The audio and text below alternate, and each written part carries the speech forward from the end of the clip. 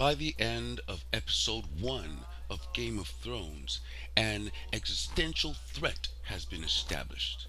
The major players of the show have been established. All this done very well, executed perfectly by the end of episode 1 because it follows the rules of dramatic writing.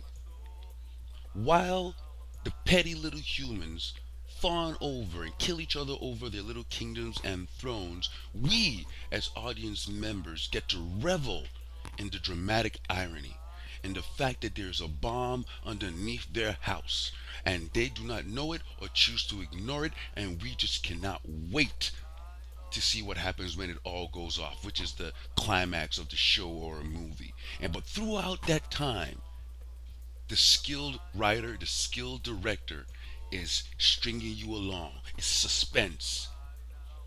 You are there, compelled, waiting to see how it all ends. Rings of Power, however, takes 2 hours, 2 episodes, and fails to establish an iota of dramatic conflict, an iota of dramatic irony. You are told of the world of Middle Earth, which is very familiar to most people who love and know Lord of the Rings. But even though you're being told about a world we already know about, it still seems unfamiliar and intangible and nebulous because you're being told about it. You're not living it. You're not being guided through it using the rules of story writing, of dramatic conflict. So, you do not feel the world, you do not feel the conflict because there is none. The characters are meandering. You're following several characters. I believe. Let's count it out. You're following the Harfoots. You're following Galadriel. You're following a little bit of Celebrimbor. You're following Elrond. You're hanging out with the dwarfs, and then you got the people, the men and women who are lost at sea. This is 6 viewpoints. And while all this is going on, we as an audience, there's nothing to sink your teeth into because you do not know what the conflict is. You've been told about Sauron, you've been told about Morgoth, and we know about the world, but within the Rings of Power, that conflict isn't there. It's been interesting watching the reviews and reactions to the first 2 episodes of The Rings of Power because I find that a lot of these reviewers and commentators are doing a lot of mental gymnastics to make the show make any kind of sense or to make it seem as though the show has some substance or the show is actually doing something, which I completely disagree with because I think the show is just incompetent and is barely hanging on. The only thing that is keeping the show that will keep the show alive is the visuals. So let's take a listen to what these folks said regarding Galadriel's character. whereas the other ones are a lot more poetic in the elegance of them. So actually, I like Galadriel. You know, as for a main character, I don't know the actress who's playing her. I like how this sounds weird. I like how traumatized she is. Like she carries that trauma in her eyes. There's this constant like wide-eyed paranoia pain that is in her presence She's so at all times. sincere in her What trauma? What pain? Right? We do not feel her problems because we did not experience them. We did not experience her relationship with her brother. We did not see him die. She did not see him die. We just hear about this stuff. So Galadriel comes across as someone who is angry about nothing, and it's annoying to watch. I don't think she's a good character whatsoever. And this is, moreover, this is a symptom, once again, a symptom that you should pay attention to know whether a show is good or bad. Is when people do, once again, a lot of mental gymnastics. If a show is good, it is apparent.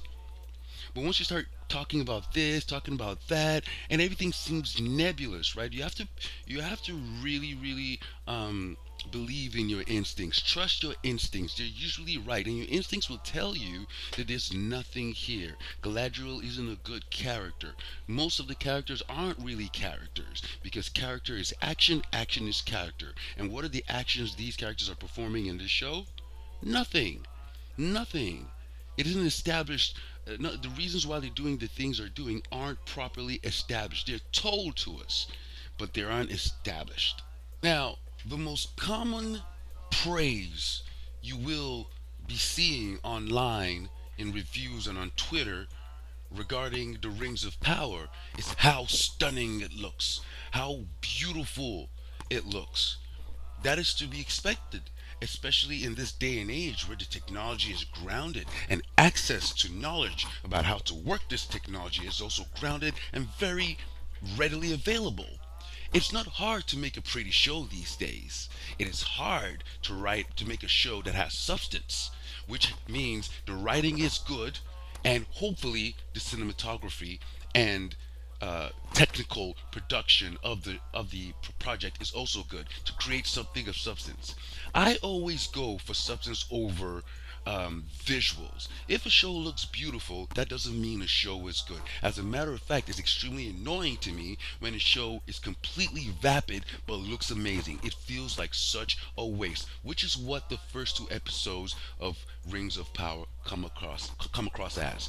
To illustrate my point, here on Twitter, as I said, this is the greatest praise, the most common praise. My God, this is a gorgeous show. Oh my God, perfection.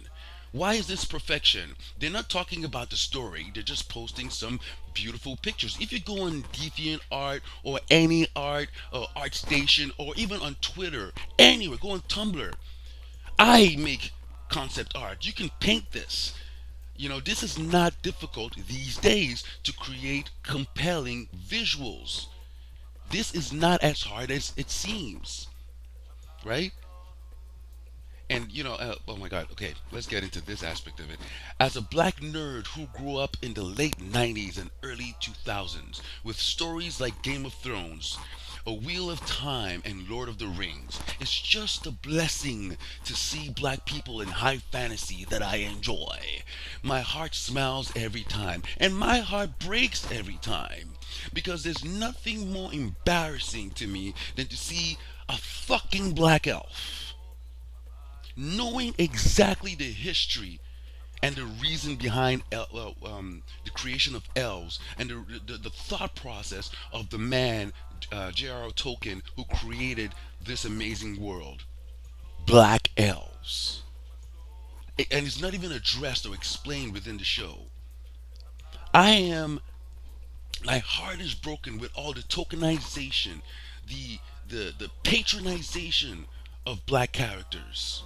It is insulting. I'm embarrassed. I'm embarrassed. It shows a lack of integrity and a lack of dignity. You can create your own fantasy, yes. And there's lots of black fantasy. There's lots of black stories out there. Go read some books. There's lots of black writers, black fantasy stories you can sink your teeth into and be proud of that. Not You don't shove yourself into something else and then own it. Oh my God, like it is really embarrassing. It is really I really cannot get behind this stuff as a black man. It is embarrassing. Once again, the beauty is indescribable. Not that the show is indescribable, the story is so compelling, I just can't describe how I feel because it's so amazing. Not that. The beauty. What is the show's $30 billion? Of course it's gonna look it better look beautiful. Otherwise that's just something else to roast the stupid show about. Look at the absolute size of Sauron. Wow.